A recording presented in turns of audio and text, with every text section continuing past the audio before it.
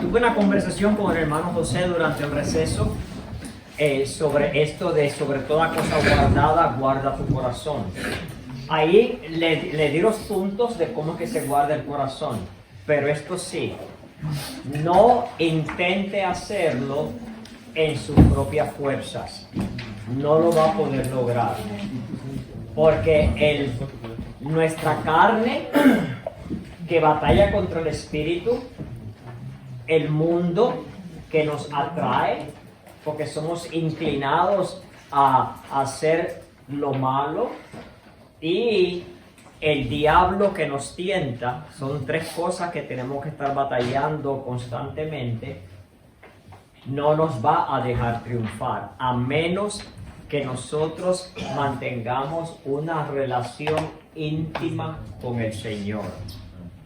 Déjeme decirle, es bien fácil servir al Señor y olvidarse de una relación íntima con el Señor. A mí me pasó. Yo era director de jóvenes. Yo era el principal de un colegio cristiano. Yo estaba dedicado a la obra del Señor. Pero mire, es lo único que yo hacía. Yo era soltero. Me levantaba por las mañanas a las 7 de la mañana, ya yo estaba en la escuela y los maestros llegaban a las 7, yo dirigía un devocional antes que llegaran los estudiantes. Era el asistente del pastor. Ahí cuando el pastor no estaba, yo era el que predicaba, yo era el que dirigía los himnos, comenzaba el servicio. También era el pastor de los jóvenes y les predicaba, dirigía campamentos. Pero ¿sabe una cosa? Estaba tan involucrado en servir al Señor, en predicar, en dar devocionales, que en muchas ocasiones se me olvidó estar a solas con el Señor, teniendo mi devoción personal con el Señor. Y aunque estaba haciendo cosas buenas, mi vida personal espiritual estaba estancada. Un día oigo a un pastor predicar y dijo algo bien sencillo. Dijo, voy a compartir con ustedes cómo comienza el día, para los curiosos. Por la mañana yo me despierto y todavía tengo mucho sueño y voy buscando hasta que encuentro la cafetera y prendo para hacer mi cafecito. Agarro el café y me siento en una silla que tengo en mi estudio, abro las escrituras y mientras voy probando el café estoy leyendo las escrituras, orando a solas con el Señor. Y yo, ¡qué idea maravillosa! ¡Wow! Él tiene una rutina. No hay nada malo con buenas rutinas, después que se hagan de corazón. Entonces yo comencé a hacer lo mismo y mi vida cambió completamente. Es una cosa de día a noche como cambió. Es tan importante que para guardar su corazón usted mantenga esa relación íntima con el Señor. Hay un campamento en Estados Unidos que se llama el campamento de los Wilds y a ellos le llaman el tiempo de Dios y yo. Y todos los jóvenes del campamento comienzan el día con Dios y yo, antes del desayuno. Y me encanta verlos esparcidos como si fuera aquí, cada joven debajo de un árbol, ahí con su Biblia solita, teniendo su tiempo de Dios y yo. Y es tan importante que usted haga esto. Porque si no, no va a crecer, al contrario, se va a exponer a la propia carne que nos atrae, el mundo que nos atrae y las tentaciones de Satanás. Así que acuérdese de eso, porque en su propia fuerza no lo va a poder lograr. ¿Bien? Una buena rutina. El resumen de la sesión es este versículo. La gracia del Señor Jesucristo, estábamos hablando del Dios Trino. La gracia del Señor Jesucristo, el amor de Dios y la comunión del Espíritu Santo sea con todos vosotros. Amén. Buen versículo para memorizar, ¿verdad? Y sencillo. sencillo, pero lo que quiero recalcar es que habla de Dios Padre, Dios Hijo, Dios Espíritu Santo. Así que ahí está, para aquellos que dicen que no está en la Biblia. El Señor Jesús, el Hijo, Dios, el Dios Padre y el Espíritu Santo. Y por supuesto, es el mismo Dios manifestado en 3 personas. Ahora tenemos un regalito. Vamos a ver. Proverbio 21:5 dice: los pensamientos del diligente ciertamente tienden a la abundancia, mas todo el que se apresura alocadamente, de cierto va a la pobreza. ¿Usted ha leído el libro que escribió el hermano Andrés sobre el milagro de Hierdi? Si no lo ha leído, le aconsejo que lo lea. Y usted va a ver que ellos desde principios decidieron no apresurarse alocadamente para cuando buscaban el lugar que al fin fue este lugar. Le aconsejo que lo lea, porque es un testimonio de cómo el Señor obra y de cómo muchas veces Dios quiere que esperemos, porque es que a Él le encanta, Dios le encanta que hagamos eso y confiemos en Él. Apresurarse alocadamente, tenga mucho cuidado, pero dice Salomón que seamos diligentes. La pregunta, aquí viene la pregunta. No veo al hermano Miguel, se me escapó. Ay, ¿cómo lo vamos a hacer? Para saber quién es el primero que sabe. Se pone de pie. El primero que sepa la siguiente pregunta se pone de pie. ¿Okay? Que es más difícil que levantar la mano. Entonces, ¿a quién le voy a pedir que me ayude? A ver quién... Hermano José, ¿podría usted ayudarme? Ya que él no va a competir. Él dice que ya no quiere competir. No me dijo eso, solo lo dije yo. Pero ¿cuál va a ser el regalo? No se lo he enseñado. Okay. Antes de eso, sí, les voy a hablar de una tarea. Este es el regalo. El regalo que les voy a dar es una calcomanía. ¿Saben lo que es una calcomanía? Una pegatina. ¿Una qué? Pegatina. Pegatina, de pegar, perfecto. Es una pegatina que la tiene que abrir con mucho cuidado, porque si se enreda, ya no sirve. Entonces, que alguien le ayude a ponerla, sea en un marco o en una tabla, en algo que quede bonita, y cuando la abra, eso es lo que va a ver. ¿Te acuerdas, Josué? Yo y mi casa serviremos a Jehová. Y ahí está la referencia bíblica. Ese va a ser el regalo. Y el hermano José me va a ayudar a determinar quién es la primera persona que se pone de pie para contestar la siguiente pregunta. La pregunta es la siguiente. La persona diligente es caracterizada por 3 P's. ¿Cuáles son las 3 P's? Ya ella se puso de pie, ya no puede sentarse. Intente, vamos a ver. Perseverancia, dijo. Persuasivo.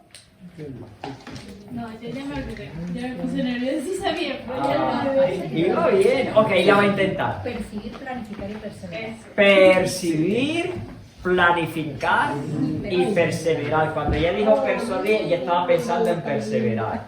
Así que, gracias, muchas gracias. Y gracias a la hermana por ganarse la pegatina. Muchas gracias. Okay. Muchas gracias. Patricia, hermana Patricia. Me encanta cuando otros también les dan las gracias. A mí me encanta eso. Eso es el buen deportista. Que otros se alegran. Además lo dice la Biblia. ¿Gozaos con quién?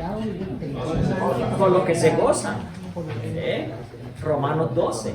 Ahí está. Gozaos con los que se gozan. Y llorar con los que lloran. Muy bien. Vamos a regresarnos de aquí. Ok. tenemos una tarea. Esta tarde van a estar dándole duro a la tarea. Favor, antes de esta noche nos reunimos, ¿verdad? Sí. Antes de esta noche, usted va a leer Segunda de Pedro 3 veces. Es cortito, cortito. Léase Segunda de Pedro 3 veces y no se olvide de hacer o terminar de hacer la autoprueba número 1 que ya el hermano Andrés le envió. Porque esta noche vamos a ver las respuestas a la autoprueba. Usted mismo la va a corregir y entonces a nadie lo vamos aquí a avergonzar ni nada. Usted corrige su propia porque va a ser el método de honor. Si usted saca una mala, la marca mala. Entonces esta noche vamos a darle todas las correctas para ver cuántas correctas usted sacó. Muy bien. Así que no se olvide, Segunda de Pedro, 3 veces leerlo y la autoprueba número 1. Ok. Perfecto. Y otra vez vamos a mirar el versículo que nos estamos aprendiendo de memoria. Colosenses 1, 16 a 17. Vamos a leerlo todos juntos. ¿Listos? Porque en Él fueron creadas todas las cosas, las que hay en los cielos y las que hay en la tierra, visibles e invisibles, sean tronos, sean dominios, sean principados, sean potestades. Todo fue creado por Él y para Él, y Él es antes de todas las cosas, y todas las cosas en Él subsisten. Acuérdese que la parte del medio es la que va a tender a olvidarse.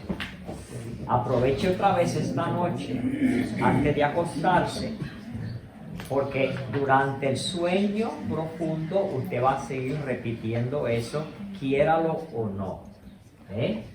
Así que mañana lo vamos a decir sin mirar, de memoria. Muy bien. Continuamos. Romanos capítulo 1. Yo espero que se hayan leído Romanos 1 5 veces, que esa fue la tarea retiro. Haberse leído Génesis capítulo 1 5 veces y Romanos 1 5 veces. Si usted no lo ha hecho, todavía tiene tiempo de hacerlo. Romanos 1, Génesis 1 es la creación. Romanos 1, usted quiere ver el estado de la sociedad actual, lea Romanos 1. Romanos 1 es una cosa que hay gente que ni quiere verlo porque el Espíritu Santo les trabaja tan duro en el corazón, en la conciencia. Es que Romanos 1 es tremendo capítulo. Y dentro de ese capítulo dice, porque la ira de Dios se revela desde el cielo contra toda impiedad e injusticia de los hombres que detienen la verdad con injusticia. Dice, ahí no está, pero hay 3 puntitos. Dice, porque lo que de Dios se conoce les es manifiesto, pues Dios se lo manifestó. Porque las cosas invisibles de Él, su eterna deidad y poder se hacen claramente visibles desde la creación del mundo, siendo entendidas por medio de las cosas hechas, de modo que no tienen excusa. Déjenme decir eso otra vez, porque eso es la creación. Quiero que lo piense otra vez, ¿ok? Porque las cosas invisibles de Él, de Dios, su eterno poder y deidad, se hacen claramente visibles desde la creación del mundo. ¿Cómo es eso? Que las cosas invisibles de Dios se hacen claramente visibles desde la creación del mundo, siendo entendidas por medio de las cosas hechas por la creación, de modo que no tienen excusa. Wow. Ninguno, ni el indígena en el medio del Amazonas tiene excusa. Eso es lo que dice Dios, eso no lo digo yo. no tiene excusa, porque Dios se ha revelado a través de su creación, que es lo mismo que dice el Salmo 19:1. Los cielos cuentan la gloria de Dios y el firmamento anuncia la obra de sus manos. Así que eso es tan claro como el agua cristalina. Y luego dice, de esta misma gente, ya que cambiaron la verdad de Dios por la mentira. Ahí yo puedo pensar en los evolucionistas, honrando y dando culto a las criaturas, a la creación, antes que al Creador. ¿Y no es eso lo que hacen? Yo tuve una oportunidad de asistir a una conferencia de medicina tropical. Medicina tropical tiene que ver con los problemas que la gente le pasa en el trópico, como la fiebre amarilla, como el dengue, el dengue, la malaria, muchas otras cosas que pasan en la... ¿Qué pasa? Como eso casi no pasa en Estados Unidos, pues quisieron hacer una conferencia para los paramédicos. Solamente era paramédicos. A mí me aceptaron. Fui el único que no era médico. Y me aceptaron. Y fuimos a Guatemala. Eran profesores, los mejores profesores del mundo. Llegaron de Inglaterra, de Estados Unidos, del África, bueno, diferentes partes. Y eran muy elocuentes. Y eran bien evolucionistas. Cuando hablaban de la medicina, por supuesto, ahí no pueden meter evolución. Pero cuando hablaban de que mira los volcanes y todo esto, pero esa gente, un amor, adorando ese volcán, usted los veía, uno de ellos se puso de rodillas, un médico, así, adorando al volcán. Y yo digo, pero qué ridículo. Ay, un profesor de medicina. Y es lo que dice aquí, honrando y dando culto a las criaturas o a la creación antes que al Creador. Qué triste, ¿verdad? A veces uno como que se ríe, pero después es lo que le da una tristeza. Y no nos mofemos de ellos, sino que desarrollemos compasión por ellos, porque ellos necesitan de Cristo, necesitan el Evangelio. Y es lo importante. Y el apóstol Pablo nos dice bien claro que ellos necesitan del Evangelio. Hay un versículo, le estaba contando al hermano Andrés que últimamente yo no podía ver las letras bien de mi Biblia porque eran las letras pequeñitas. Y yo lo que hacía era que las copiaba y las imprimía en letras más grandes. Y así estuve yo por varios meses hasta que pensé, bueno, llegué a la iglesia un día, cambié de carro, manejé el automóvil de mi esposa y yo dejé una Biblia en mi automóvil y no cambié la Biblia. Cuando llegué a la iglesia, yo sin Biblia, ay, qué vergüenza, yo sin Biblia. Y yo empecé a hablar en voz alta en el estacionamiento y me oyó una hermana que se llama Mili Tito, que algunos de ustedes conocen. Y la hermana Mili me dice, aquí está mi Biblia, yo se la presto para que yo tuviera una Biblia al entrar. Y cuando la miro tenía letras grandes, yo quiero una de esas, y me compré al fin la de letras grandes. Pero yo lo que hacía era que lo imprimía en letras más grandes, y así me memorizo los versículos. Pero hay un versículo que dice, déjame ver si está aquí, ¿cómo pues invocarán a aquel en el cual no han creído? ¿Y cómo creerán en aquel de quien no han oído? ¿Y cómo oirán sin haber quien les predique? ¿Y cómo predicarán sin que alguien los envíe? Porque dice, como está escrito, cuán hermosos son los pies de los que anuncian la paz, de los que anuncian las buenas nuevas. ¡Wow! A mí el médico hace poco me examinó los pies porque soy prediabético. Y si sabe un poquito de diabetes, afecta los pies. Uno pierde como la sensación y él me quiso examinar los pies. Y cuando me está examinando los pies, yo me miro mis pies y yo digo, ay, ¿estaré yo llevando el Evangelio como debo de hacerlo? porque dice cuán hermosos son los pies de los que anuncian la paz, de los que llevan las buenas nuevas. Eso fue lo que el Espíritu Santo me trajo ese versículo a la mente y me dijo, ay, estaré yo siguiendo eso. Y el médico es interesado en otras cosas, ahí yo pensando en esto. Pero ahí lo dice bien claro. ¿Cómo pues invocarán a aquel de quien no han oído? ¿Y cómo oirán en aquel?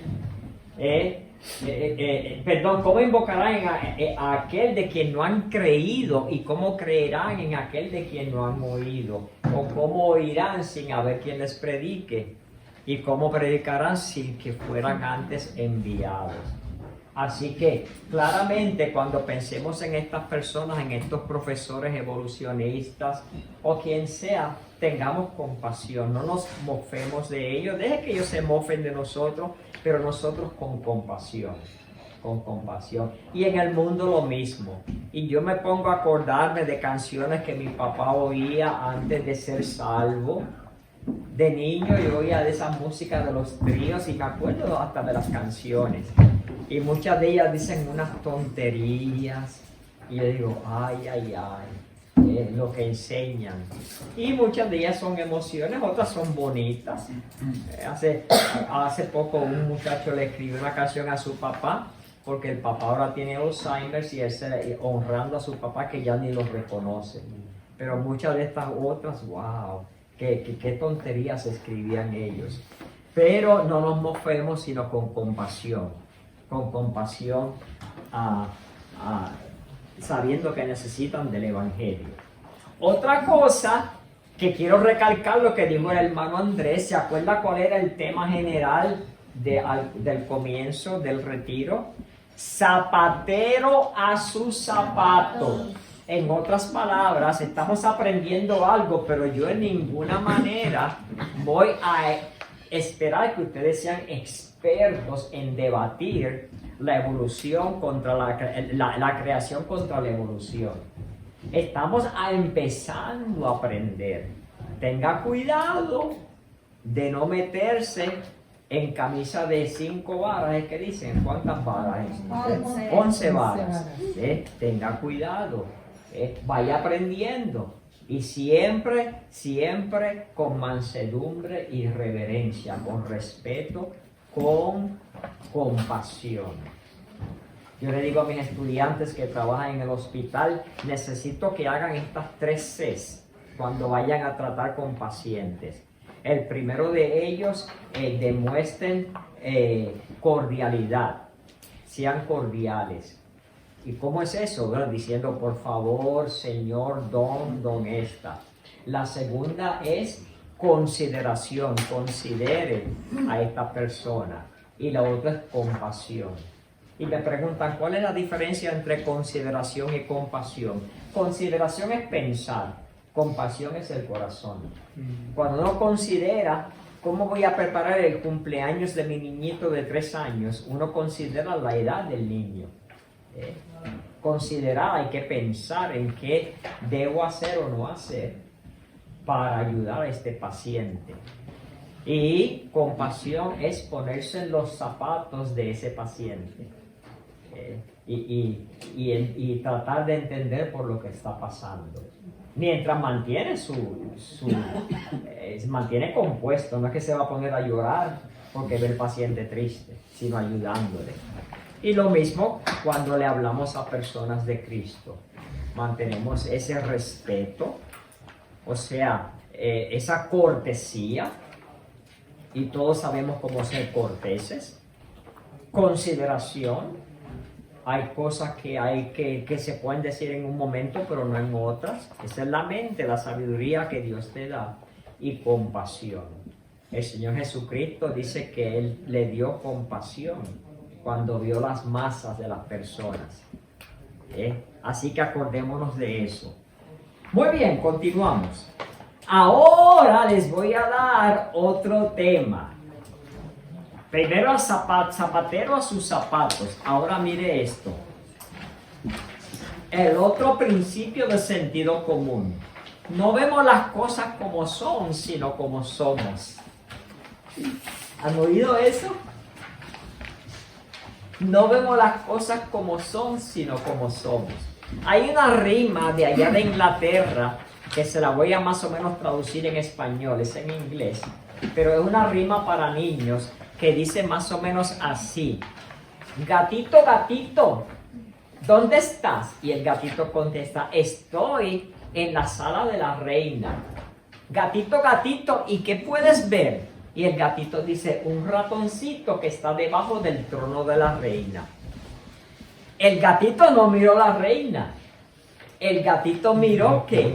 Un ratoncito. ¿Por qué? ¿Por qué? Porque él es gato. ¿Qué? Y el gato se da cuenta del ratón y no se da cuenta de la reina.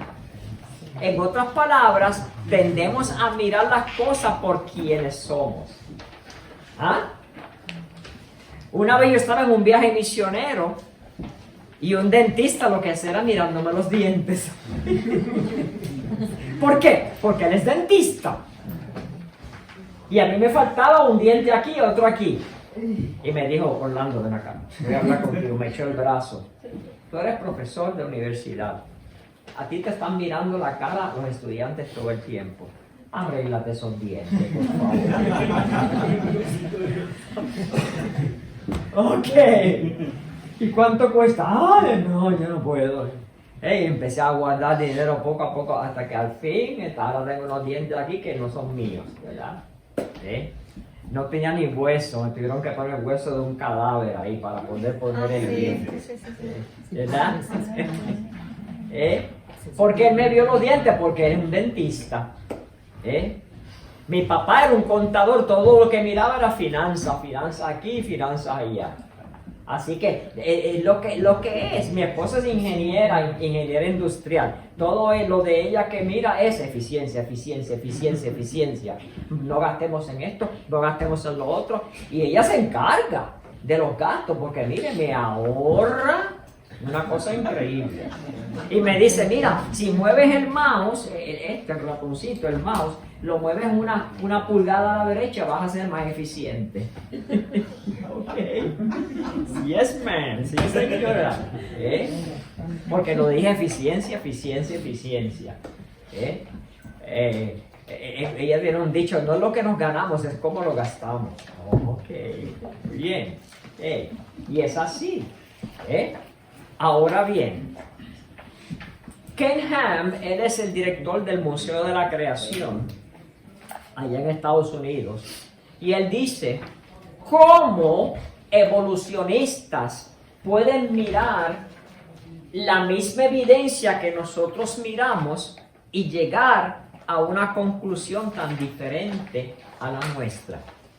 Y es verdad, miran los mismos fósiles, miran los mismos huesos de dinosaurios, estudian la misma evidencia que existe, porque hay evidencia, hay pruebas, lo que todavía queda, como los fósiles, como los huesos. ¿Y cómo es que dos seres humanos inteligentes pueden mirar la misma prueba y llegar a conclusiones diferentes? ¿Y sabe la respuesta que él da? Es que se ponen lentes diferentes. Yo me pongo el lente del evolucionista, o yo me puedo poner el lente de la Biblia. Entonces el evolucionista ya viene con ideas preconcebidas de evolución que ha estudiado, y todo lo que ve en la misma evidencia es evolución. Gente inteligente, no es que son unos tontos. Y el hermano cristiano que ha estudiado las escrituras va a mirar la misma evidencia a través de la luz de las escrituras. Es exactamente lo que quiero decir. No vemos las cosas como son, sino como somos. Ahora bien, quiero decirle esto porque son gente que ha estudiado. Hay gente que no, hay gente que son fanáticos, pero hay gente que de verdad se creen lo que ellos han estudiado, son gente honesta. Pero honestidad solamente no es suficiente. El doctor Bob Jones, el fundador de la Universidad de Bob Jones, tenía una ilustración que yo le entiendo bien. Usted honestamente se puede levantar por la noche así todo medio medio dormido y agarra una pastilla creyendo que es aspirina y se la toma sin darse cuenta que es un veneno. Fue honesto, se tomó la pastilla y se murió. Así que la honestidad solamente no es suficiente. Es bueno ser honesto, pero no es suficiente. Hay que tener el lente correcto para poder llegar a la conclusión bíblica. ¿Entendemos eso? Muy bien. Así que teniendo eso en mente, vamos ahora a continuar. Y comenzamos con la teoría de la evolución. Y hoy termino, ¿a qué hora, hermano? 1:30. Muy bien. Perfecto. La teoría de la evolución. Génesis 1:1 y Génesis 1:31. Ustedes ya se lo leyeron, ¿verdad que sí? En el principio creó Dios los cielos y la tierra. Y vio Dios todo lo que había hecho. Y he aquí que era bueno en gran manera. Acuérdense de eso. Dios lo creó.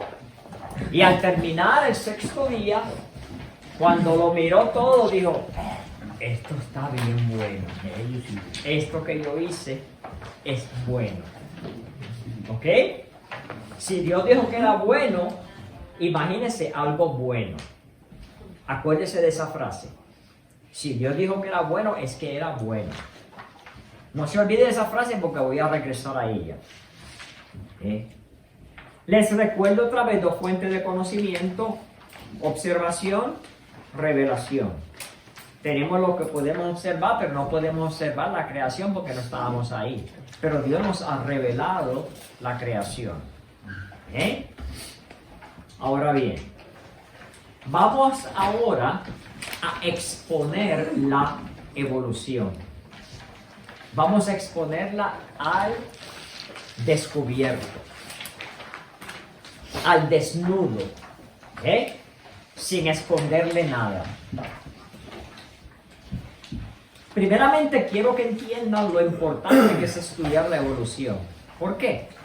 Primero porque está en todo lugar. Es permeable. La palabra ubicua es una palabra científica que significa está en todos lados. Como las bacterias están en todos lados. Los virus es algo ubicuo. En donde quiera. Hasta aquí hay bacterias que son bacterias buenas. En la lengua hay buenas bacterias, pero hay otras que son malas, están por todos lados. La evolución está por todos lados. Usted se va a las ciencias naturales, usted se va a estudiar psicología, usted se va a estudiar antropología, medicina, donde quiera le meten la evolución a uno. Hasta en clases de historia, que yo no veo cómo, pero como quiera le meten a uno la evolución. En las ciencias, en la psicología, en la sociología, en la política, en la religión, etc. Hasta en la religión. Y han evolucionado mucho porque ahora ya no hay solo 2 géneros, sino muchos. No, imagínense. La influencia que tiene la evolución es tan importante que lo estudiemos por eso.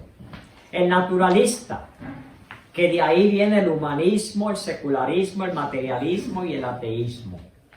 Así que es importante que como cristianos estudiemos esto. Las consecuencias que trae la evolución es una consecuencia totalitaria. No hay ahí lugar para más nadie. Son arrogantes, es arrogante, es dogmática, es nefasta. Ellos no le dan lugar a más nadie. Alguien me dijo, tan pronto que dije, creo que fue alguien aquí, que iba a estudiar esto de la creación, se burlaron de mí. Porque ni siquiera quieren considerar la creación. Usted invita a uno, ¿para qué voy yo a eso ahí? Ni siquiera lo quieren considerar. ¿Por qué? Porque esa arrogancia, esa actitud dogmática, actitud nefasta. La doctrina de la evolución, ¿cuál es ella? Se basa en tiempo y se basa en la ausencia de evidencia. Tiempo, billones de años. Bueno, así cualquiera. No, porque es que tomó millones de años. Cualquier cosa. O si no le mete tiempo, tal vez eso pasó en ese tiempo. Así cualquiera. Cuando no hay ninguna prueba. Evidencia, no hay experimentación, porque ya abundamos en esto. Es imposible experimentar algo que ocurrió al principio, porque no estábamos ahí. En la otra base de la evolución es muerte. Los evolucionistas basan su creencia en tiempo, en evidencia, ausencia de evidencia y en muerte. Un cementerio de fósiles que hay. Y aquí es que yo quiero que presten mucha atención. ¿Ok? Conclusión. La teoría de la evolución es una filosofía, no es una ciencia. ¿Por qué? Porque hay un método científico que está basado en observación. Y si no podemos observar algo, no puede ser ciencia natural. Cuando digo ciencia me estoy refiriendo a la biología, la química y la física. ¿Okay? Yo sé que la palabra ciencia significa conocimiento. Pero en este caso me estoy limitando a las ciencias naturales. Es imposible observar algo si no estábamos ahí. Esto es claro, esto lo entiende todo el mundo, hasta un niño. Así que no puede ser clasificada bajo ciencia, sino bajo filosofía. No es una ciencia, porque las ciencias son observadas y se pueden repetir en un laboratorio. Ahora bien, la definición de la evolución. Hay diferentes definiciones porque ellos no se ponen de acuerdo en dar una definición. Si algún día un profesor, oigan jóvenes, le dicen a ustedes, yo creo en la evolución, pídale con respeto que le dé una definición. Y un profesor le va a decir una, otro le va a decir otra. No se ponen de acuerdo. Le voy a decir más o menos lo que ellos dicen que es la evolución. Es el conjunto de cambios progresivos y graduales por los cuales se alcanzan formas superiores de vida, partiendo de formas simples o inferiores. Más o menos eso es lo que ellos definen como evolución. Les recalco que les voy a mandar estas diapositivas, ¿ok? Muy bien. Ahora mire aquí. Ellos dicen que es una combinación fortuita. ¿Conocen la palabra fortuita? Al azar. Al azar. Una combinación fortuita de materia inanimada que no tiene vida, más generación espontánea. Y eso supuestamente produce una célula viva. Fortuitamente, al azar, se unieron materias que no tienen vida y de algún modo, en billones de años, produjeron una célula con vida. Sabemos que eso nadie lo ha visto. Porque el problema que tienen es que no pueden explicar lo que es vida. El hermano habló del aliento de vida que Dios nos dio. Eso no se puede probar científicamente. Esa es una cosa que solamente Dios lo puede hacer, dar vida. Estamos hablando de un microorganismo, de un perrito, de un gatito, de un ser humano que tienen vida, de una planta. Eso no lo puede, no hay explicación humana para lo que es la vida, que es el aliento de Dios mismo. Así que dicen ellos que las células luego produjeron plantas multicelulares con muchas células y luego esas plantas o esos multicelulares produjeron peces e insectos, luego anfibios, luego reptiles, luego aves, mamíferos y el hombre. Luego vamos a comparar el orden que ellos dan comparado al orden de la creación, que no es el mismo. La evolución intenta explicar los hechos biológicos en términos de leyes de la naturaleza, sin necesidad de recurrir a lo sobrenatural o a lo divino. Así que no crean que la verdadera ciencia es enemiga de Dios, porque ya dijimos y determinamos que la evolución no es una ciencia. ¿Es una qué? Filosofía. Bien. Oh, ya a las y cuarto era que paraba o a las y 30. Y 30. Muy bien. Ok. Así que en que ellos se basan en mecanicismo y principios del azar. Principios al azar, otra vez, si usted estaba jugando a los muchachos ayer con cartas, que las tire por debajo de la escalera, como caigan esas cartas, eso es al azar. Y lo otro es mecanicismo, que de alguna manera algo ocurrió, se unió y produjo esto. Y todas las personas que estamos aquí sabemos que las cosas no pasan así. Un carpintero no va a tirar unas tablas y sale una casa. No va a salir así. Hay que darle trabajo y hay que darle, mente a lo que está haciendo. El hermano Miguel y yo, el hermano Miguel que es un biólogo, o sea, él estudió biología, el hermano Miguel de aquí, por aquí está él. Estábamos hablando de este tema. Y este es más o menos lo que ellos dicen, que es el orden de cómo se formaron las cosas. Una cosa interesante es que ellos dicen que de los dinosaurios salieron las aves. Entonces vemos películas hoy en día animadas donde vemos una ave medio dinosaurio, media ave. Eso todo lo inventó un dibujante, un artista.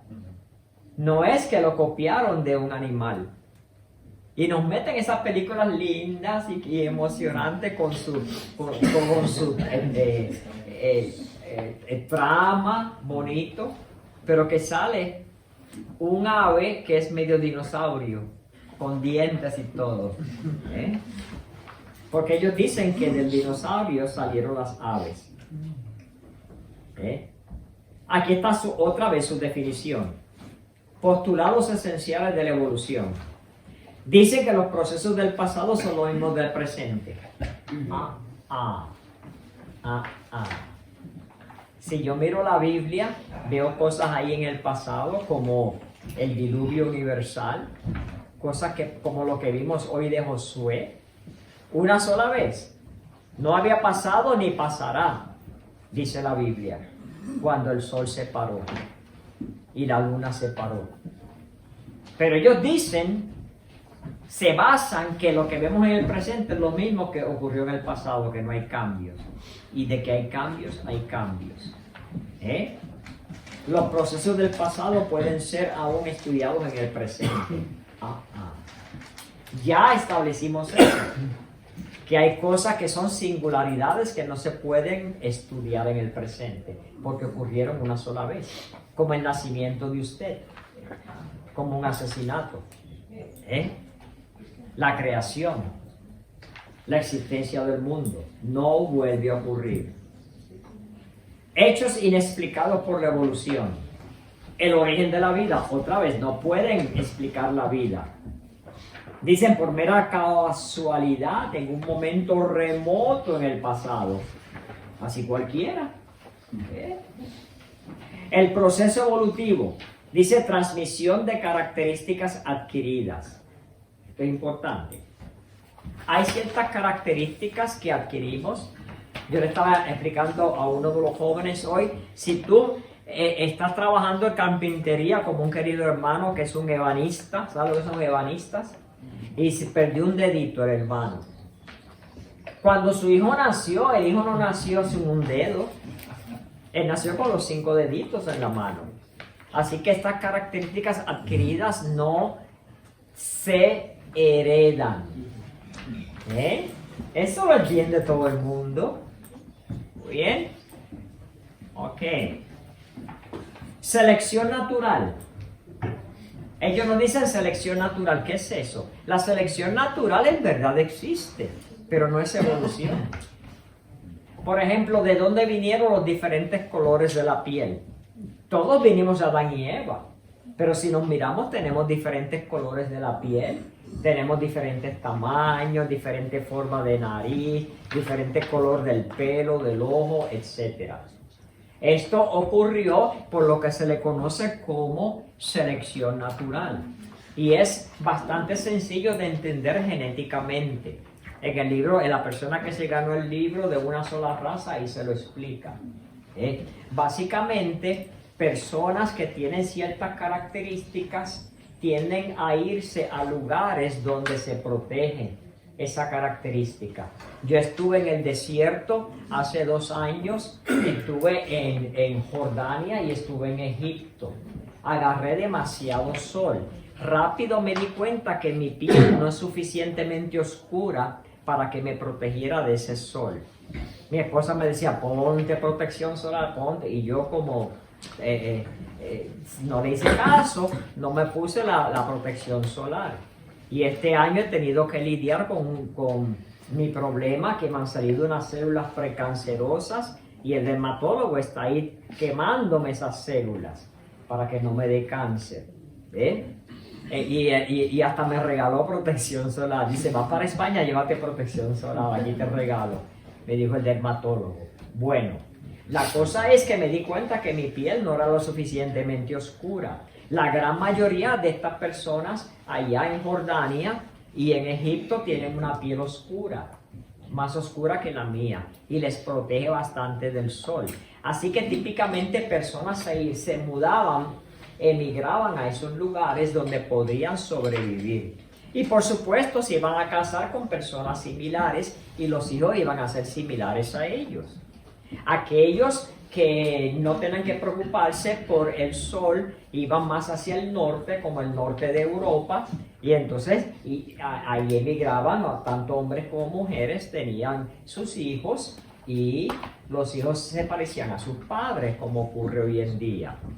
Pero ¿qué pasa? Dentro de la genética hay información y dentro del ADN de cada ser humano hay suficiente información para que se vaya el que nace de un lado o del otro, o con piel más oscurita o con piel más clarita o intermedio. A propósito, la mayoría de las personas del mundo tienen el color de piel intermedio, así como los latinos, griegos, españoles, portugueses, latinoamericanos, la mayoría del mundo es entre medio. Y tenemos la suficiente información para ir de un lado a otro. Han habido casos últimamente, en Inglaterra hubo uno no hace muchos años, donde 2 padres de color de piel caucásica tuvieron 2 gemelitos y uno nació con el color de piel claro caucásico y la otra nació con color negrito. De los mismos padres y eran gemelos. Y esto ha ocurrido un par de veces en estos últimos 100 años. ¿Y de dónde viene eso? Porque en el ADN tenemos la suficiencia para que eso ocurra. Así que la selección natural no es evolución, es adaptación. Hoy en día casi no vemos eso porque casi ni salimos al sol. Yo me di cuenta cuando salí al desierto porque estuve varios días. Pero típicamente yo no estoy expuesto al sol. Mi trabajo no me lo permite. Yo trabajo desde mi casa, tengo ahí mi oficina, estoy dentro de mi casa, aire acondicionado en el verano, calefacción en el invierno y típicamente no estoy expuesto a la intemperie como lo estuve cuando estuve solamente 2 semanas visitando el desierto. Así que esto es la selección natural. Las mutaciones, ¿qué es eso? Oímos del coronavirus, cómo comenzó a mutar. Y me alegro que vivimos eso porque estuvimos expuestos a ciencia. Durante el coronavirus nos dimos cuenta que el microorganismo, que es un virus, comenzó a mutar. Al mutar quiere decir es esto, al tener el ADN tiene un orden de ciertos enlaces. Y esos ciertos enlaces cuando se duplican, porque eso es lo que le encanta a los virus hacer, duplicarse, pero agarran el material de la célula para poder duplicarse. Ellos no se pueden duplicar solos, se tienen que meter dentro de una célula para poder hacerlo. Dentro de la célula comienzan a duplicarse Y a veces en esa duplicación hay un error en el orden genético y resulta un mutante. ¿Qué pasa? Al resultar un mutante no es exactamente igual al papá o a la mamá. Estos sí se heredan, pero las mutaciones típicamente se conocen no porque, oiga bien, no porque agarran información, sino pierden información. Otra vez, la genética nos enseña que cuando hay mutaciones, el mutante ha perdido información genética, no ha agarrado información genética. Para que la evolución ocurra, tiene que haber nueva información genética y esto no puede suceder. ¿Me explico? Porque ¿cómo es? Sí vemos versiones de caninos, que si el perrito pastor alemán, que si el perrito poodle, que si el perrito el boxer, que si el perrito chihuahua, pero todos son perros. Ninguno de esos perritos va a producir un gato. Los gatos con los gatos y hay diferentes razas o especies entre ellos, pero no se salen dentro de esa especie, porque la genética no se los permite. No se los permite. Hay ciertos límites que Dios puso. Y así es. Para que haya evolución, otra vez lo quiero decir, tiene que haber adición de información genética, la cual no ocurre. ¿Ok? Hermano, iba a decir algo. Una cosa que encuentro es que mucha gente considera esto de la selección que es o sea, pasa. Es verdad. Mutaciones, la mayoría dan niños, ¿no?